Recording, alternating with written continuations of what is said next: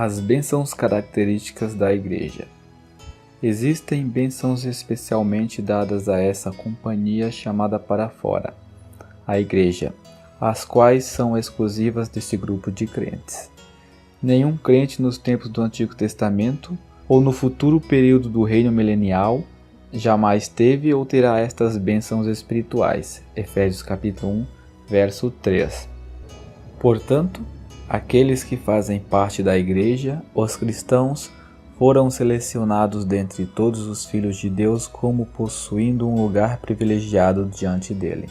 Eles foram escolhidos por Deus para ocuparem o lugar mais próximo possível de relacionamento com Cristo que Deus poderia proporcionar, como corpo e esposa de Cristo. Dentre todas as pessoas abençoadas da imensa família de Deus, apenas os cristãos são seus primogênitos. Hebreus capítulo 12, verso 23. O termo primogênito refere-se àquilo que é classificado como primeiro e tem preeminência sobre todos os outros. Veja Salmo capítulo 89, versos 20 ao 27, Jeremias capítulo 31, verso 9, Colossenses capítulo 1, verso 15 e 18, e etc.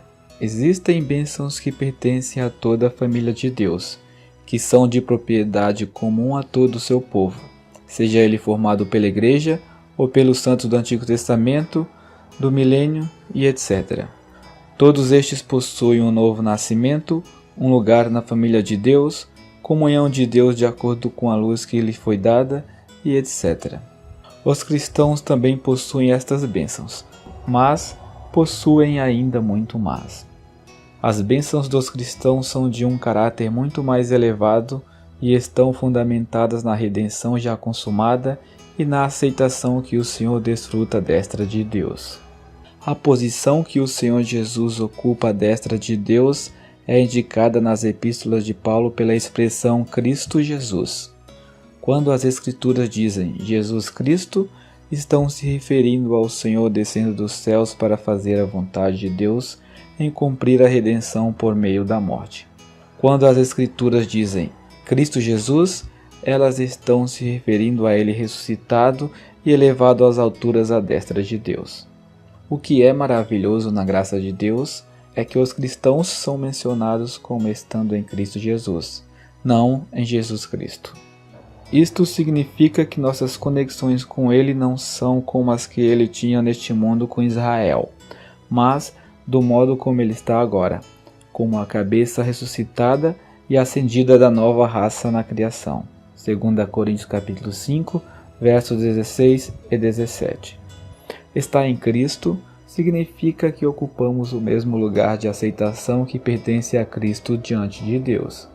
A mesma medida de sua aceitação à destra de Deus é a que nos pertence, pois permanecemos no lugar que pertence a Ele diante de Deus. 1 João capítulo 4, verso 17. Olhamos para o alto e vemos um homem na glória com todo o favor de Deus colocado sobre ele. E sabemos que esse é também o nosso lugar. Que posição maravilhosa esta em que a graça soberana nos colocou!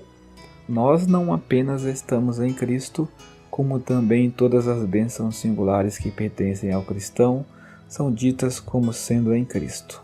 Isto significa que nossas bênçãos são encontradas no homem que está assentado à destra de Deus.